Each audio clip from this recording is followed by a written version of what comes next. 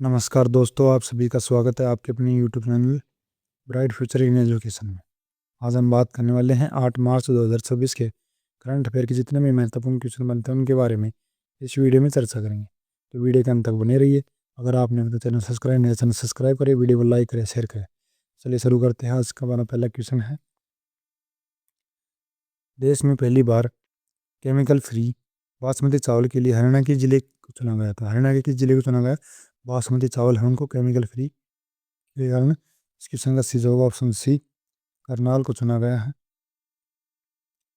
देश में पहली बार केमिकल फ्री बासमती चावल की संगठित निर्यात की तैयारी शुरू हो चुकी है और इसके लिए करनाल जिले में के 5 गांवों के 100 एकड़ भूमि पर जमीन सीजन में केमिकल फ्री बासमती ट्रायल शुरू होगा। करनाल के अमृतसर में अंतर्राष्ट्रीय करनाल और अमृतसर के अंतर्राष्ट्रीय स्तर की बासमती टेस्टिंग लैब बनाई जाएगी। कहाँ बनाई जाएगी? करनाल और अमृतसर में। करनाल हरियाणा में है, अमृतसर पंजाब के अंदर स्थित है। कुरुक्षेत्र, करनाल व कैथल बासमती चावल के लिए प्रसिद्ध क्षेत्र हैं। बासमती चावल के लिए कौन किसी जगह प्रसिद्ध है? कुरुक्षेत्र, करनाल और कैथल। तीनों शब्द कैसे शुरू होते हैं? कैथल, कुरुक्षेत्र, करनाल। याद रखने का ये तरीका अच्छा है। देश की बासमती चावल का 60% निर्यात हरियाणा से होता है। देश में कितने प्रतिशत चावल का निर्यात हरियाणा से होता है? तो 60% होता है। नेक्स्ट क्वेश्चन है, हाल ही में मध्य प्रदेश के टेकनपुर में आयोजित 44वीं all India police equestrian duty meet 2024 में हरियाणा पुलिस ने कितने पदक जीते हैं? इसमें हरियाणा पुलिस ने कितने पदक जीते हैं? ऑल इंडिया 44 पुलिस मैथ की संगत से जवाब ऑप्शन सी, पुलिस ने 4 पदक जीते हैं। चलिए जानते हैं कौन कौन से किसने जीते हैं। प्रतियोगिता का नाम है 44 of all India police equestrian duty meet असरोही खेल है। अश्वरोही खेल है इसमें। तो कुल पदक जीते हैं हरियाणा पुलिस ने 4 पदक जीते हैं। आयोजक स्थल है टेकनपुर, मध्य प्रदेश, जहाँ पे गेम्स हैं। आयोजन की अवधि है 12 फरवरी से 26 फरवरी 2026। महत्वपूर्ण व्यक्ति तो हैं कि इसमें अजय सिंघल पुलिस महानिदेशक डीजीपी हरियाणा के हैं। संजय कुमार अतिरिक्त पुलिस महानिदेशक एडीजीपी कानून एवं व्यवस्था हरियाणा के हैं। ब्रिगेडियर सेवानिवृत्त संदीप सिंह कश्यप कंस्टलेट के 9 माउंटेन पुलिस इन्हीं के मार्गदर्शन पे टीम ने प्रशिक्षण लिया है। प्रशिक्षण देने वाली यही है। हाल ही में 44वीं all India police equestrian duty meet कहाँ आयोजित की गई? इसका सही उत्तर होगा टेकनपुर, मध्य प्रदेश के अंदर की गई है। हरियाणा पुलिस ने इन प्रतियोगिता में कुल कितने पदक जीते थे? क्वेश्चन है 4 पदक को पहला, 1 स्वर्ण पदक जीता है, 1 रजत पदक और 2 कांस्य पदक जीते हैं। हरियाणा के वर्तमान पुलिस महानिदेशक डीजीपी कौन है? तो उत्तर इसका संजय सिंघल इसके महान निर्देशक यानी डीजीपी इसके हैं। किस इवेंट्स में हरियाणा पुलिस ने स्वर्ण पदक हासिल किया है? तो मेडल रिले टीम इवेंट्स में हरियाणा पुलिस ने स्वर्ण पदक हासिल किया है। नेक्स्ट क्वेश्चन है, हरियाणा में कहाँ पर जैविक कृषि व अन्य आधुनिक प्रबंधन प्रणाली संस्थान किया गया है? तो क्या किया गया है? तो क्वेश्चन का सही जवाब होगा ऑप्शन बी, लाडवा के अंदर किया गया है। चलिए लाडवा से संबंधित कुछ महत्वपूर्ण क्वेश्चनों के बारे में चर्चा कर लेते हैं। लाडवा के गांव अथाना में जैविक कृषि की आधुनिक प्रबंधन प्रणाली संस्थान खोला जाएगा। हरियाणा राज्य कृषि विपणन बोर्ड की स्थापना 1 अगस्त 1969 को हुई थी। मुख्यालय पंचकुला के अंदर है। किसका? हरियाणा राज्य कृषि विपणन बोर्ड का। हरियाणा की बीज विकास निगम लिमिटेड का की स्थापना 1974 में थी। मुख्यालय क्या है? पंचकुला के अंदर है।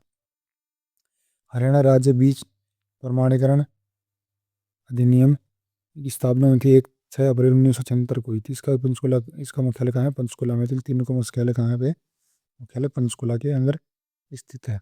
नेक्स्ट क्वेश्चन है, नई राष्ट्रीय शिक्षा नीति 2020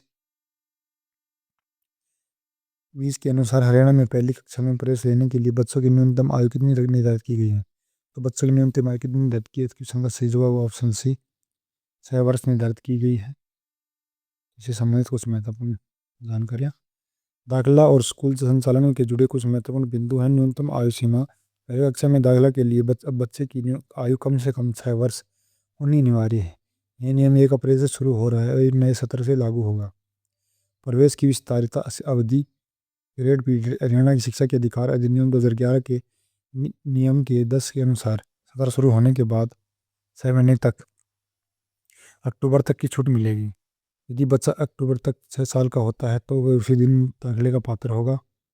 विशेष प्रशिक्षण स्पेशल ट्रेनिंग विस्तार की अवधि 6 महीने के बाद दाखिले लेने वाले बच्चे के लिए छात्र के लिए विद्यालय प्रमुख द्वारा विशेष प्रशिक्षण के माध्यम से पाठ्यक्रम पूरा कराया जाएगा।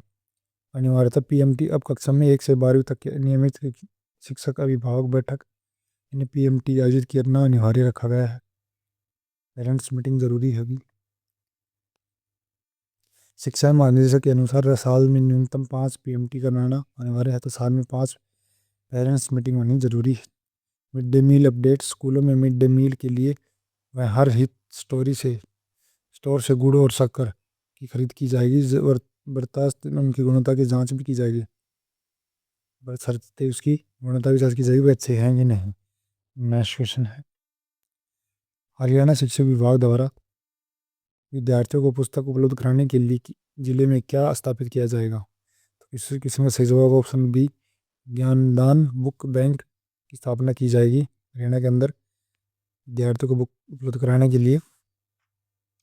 हरियाणा में विद्यार्थियों को किताबों के लिए भटकना नहीं पड़ेगा। इसके लिए शिक्षा विभाग की तरफ से सभी जिलों में एक ज्ञानदान बैंक स्थापित की जाएंगे, जहाँ कक्षा पहली से लेकर 12वीं तक की पाठ्यपुस्तकों के साथ साथ विभिन्न प्रतियोगिता परीक्षाओं नीट और जेईई जैसी परीक्षाओं की तैयारी से संबंधित पुस्तक भी फ्री मिलेंगी।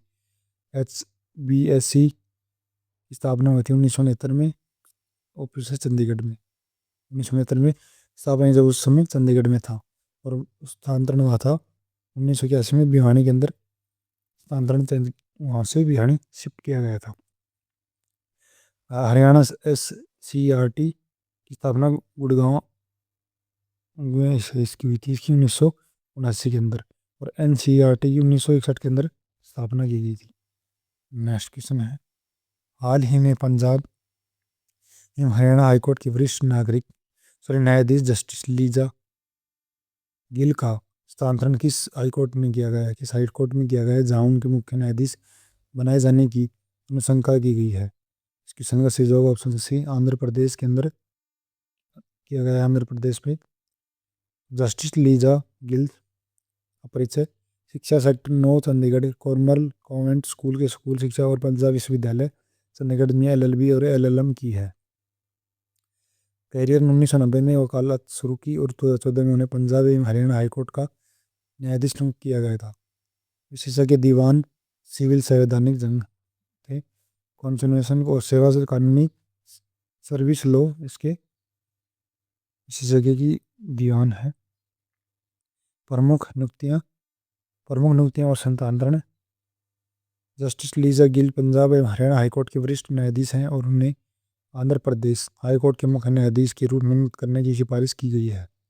स्थानांतरण प्रक्रिया सुप्रीम कोर्ट कॉलेजियम की सिफारिश पर केंद्र सरकार ने उन्हें तबादले की अधिसूचना जारी की है। जस्टिस धीरज सिंह ठाकुर आंध्र प्रदेश हाईकोर्ट के वर्तमान मुख्य न्यायाधीश हैं, जो जल्द ही सेवानिवृत्त होने वाले हैं। उनकी जगह इनको भेजा जाएगा। पंजाब हरियाणा हाईकोर्ट की स्थिति वरिष्ठता क्रम से जस्टिस लीजा गिल वर्तमान में पंजाब एवं हरियाणा हाईकोर्ट के वरिष्ठता में तीसरे स्थान पर है। उन्हें वरिष्ठ केवल न्यायाधीश जस्टिस शील लागू और जस्टिस अश्विनी कुमार मिश्र हैं।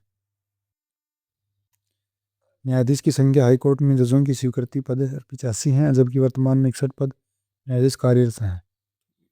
85 स्वीकृत पद हैं, लेकिन वर्तमान में कार्य कर रहे हैं 61। लंबित मामले हैं, कोर्ट में लगभग 4 लाख से अधिक मामले लंबित हैं। नेक्स्ट क्वेश्चन है, हरियाणा बजट 2026-27 की क्या थीम है?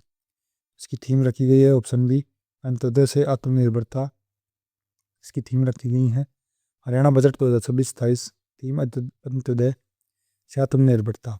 हरियाणा बजट 2026 का जन्म का बजट भी कहा जाता है, जनता का बजट भी कहा जाता है 26-27 को। वर्ष 1966 में भी ओम प्रभा जैन ने हरियाणा का पहला बजट पेश किया था। ओम प्रभा जैन देश में किसी भी राज्य में वित्त मंत्री बनने वाली पहली महिला थी। हरियाणा का पहला पुरुष वित्त मंत्री मूलचंद जैन है। वर्ष 1966 में हरियाणा का पहला बजट 154 करोड़ रुपए का पेश किया गया था। और वर्ष 1966 में हरियाणा की प्रति व्यक्ति आय 608 रुपये थी। नेक्स्ट क्वेश्चन है, ये क्वेश्चन पूछे जाते हैं इसलिए यहाँ इसमें जोड़े गए हैं। नेक्स्ट क्वेश्चन है, हाल ही में हरियाणा के अरावली क्षेत्र में अवैध निर्माण हटाने के लिए वन विभाग ने धार्मिक स्थल को कितने दिनों का नोटिस जारी किया है? कितने दिनों का नोटिस जारी किया? क्वेश्चन का सही जवाब ऑप्शन सी, 15 दिनों का नोटिस जारी किया है। विविधता एवं प्रशासनिक कार्रवाई के कारण PLPA act, Punjab land preservation act द्वारा अरावली में किसी भी प्रकार का निर्माण गैर कानूनी है क्योंकि ये क्षेत्र एक अधिनियम के तहत सुरक्षित है। नोटिस के अनुसार यहाँ केवल वृक्षारोपण की अनुमति है। सुप्रीम कोर्ट का आदेश है कि वन विभाग की कार्रवाई सुप्रीम कोर्ट के दिशा निर्देश, सेंट्रल इम्पावर्ड कमेटी की रिपोर्ट के आधार पर की जा रही है। अतिक्रमण का वितरण रिपोर्ट के अनुसार लगभग 780.626 एकड़ यानी 780 एकड़ जमीन पर अवैध निर्माण, जिसमें करणपुर खनी, अनखीर, लक्कड़पुर और मेवल महाराजापुर प्रमुख क्षेत्र हैं। इसमें जमीन ज़्यादातर की गई है। पर्यावरण रिपोर्ट और चिंताएं क्या रखी हैं इसमें? केंद्रीय पर्यावरण मंत्री की रिपोर्ट भूपेंद्र यादव द्वारा जारी रिपोर्ट के अनुसार 1980 के दशक से अरावली के प्राकृतिक वन आवरण में भारी गिरावट आई है। प्रभाव अतिक्रमण और अवैध खनन के कारण भूजल पुनर्भरण और जैव विविधता का वायु गुणवत्ता में और निर्भर कार्यक्रम असर पड़ रहा है। मरुस्थलीकरण के कारण अरावली या थार मरुस्थल को गंगा के मैदानों की ओर बढ़ाने में रोकने वाले एक ही हरित अवरोधक हैं। इसकी कमज़ोर होने से उत्तर भारत में मरुस्थलीकरण की गति तेज गति हो जाएगी। और महत्वपूर्ण संस्थान और परियोजनाएं क्या क्या रखी गई इसके लिए? संकला फाउंडेशन में संस्थान ने भारत में डेनमार्क दूतावास और हरियाणा वन विभाग के सहयोग से अरावली के पारिस्थितिकी पुनर्स्थापना पर शोध किया गया है। पुनर्स्थापना मॉडल गुरुग्राम में 4 गांवों में स्थित स्थल विशिष्ट और सामुदायिक समावेशी का मॉडल लागू किया गया है ताकि पर्यावरण की चुनौतियों का व्यवहारिक समाधान निकाला जा सके। और अरावली भौगोलिक महत्वपूर्ण विस्तार है। अरावली पर्वतमाला 4 राज्यों में पर्वतमाला है, 4 राज्यों और 29 जिलों में फैली हुई है। कौन कौन से 4 राज्य हैं? तो गुजरात, राजस्थान, हरियाणा और दिल्ली है। इनके लिए पर्वतमालाएं फैली हुई हैं। जनसंख्या ये है नाजुक परिस्थिति तंत्र लगभग 5 करोड़ से अधिक लोगों का घर है। महत्वपूर्ण NCR और सिंधु गंगा के मैदानों के लिए एक सुरक्षा कवच की तरह कार्य करता है। परीक्षा के लिए कुछ महत्वपूर्ण नोट्स। PLPA 1900 में यह कानून मूल रूप से मृदा संरक्षण को रोकने के लिए बनाया गया था। इसे अब अरावली में अवैध निर्माण और वन भूमि के लिए संरक्षण के लिए मुख्य दाल के रूप में प्रयोग किया जा रहा है। बदला के रूप में प्रयोग किया जा रहा है। नेक्स्ट क्वेश्चन है, वर्ष 2026-27 में कि हरियाणा का बजट कितना पेश किया गया था? तो अभी हाल ही में बजट पेश किया गया था। कितना बजट पेश किया गया था? 2,23,658.17 करोड़ रुपए का बजट पेश किया गया है 2026-27 के अंदर। तो 2 मार्च को बजट पेश किया गया था।